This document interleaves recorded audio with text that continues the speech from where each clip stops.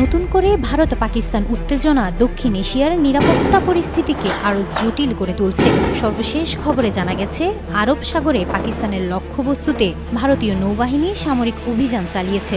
শুক্রবার ভোরে এই অভিযান শুরু হয়। ভারতীয় সংবাদ মাধ্যম এনডিটিভি বলছে, এটি একটি টার্গেটেড অপারেশন, যার মাধ্যমে পাকিস্তানের কয়েকটি সামরিক ও কৌশলগত স্থাপনায় হামলা চালানো হয়েছে।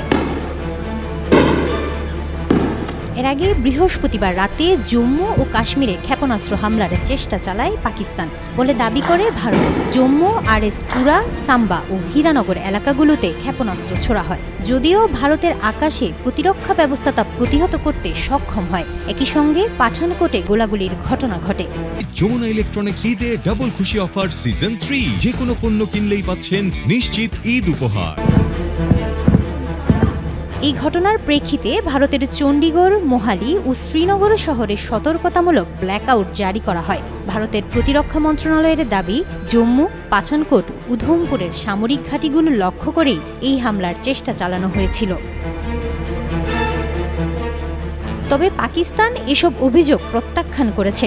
ইসলামাবাদের পক্ষ থেকে বলা হয়, ভারতীয় মিডিয়ায় গুজব ছড়ানো হচ্ছে। পাকিস্তানের এক সামরিক কর্মকর্তা আল জাজিরাকে বলেন, ভারতীয় সংবাদ মাধ্যমে ছড়ানো খবর, যেমন পাকিস্তানের যুদ্ধবিমান ধ্বংস, পাইলট আটক, লাহোর ও করাচিতে হামলা, এসব ভিত্তিহীন ও মিথ্যা।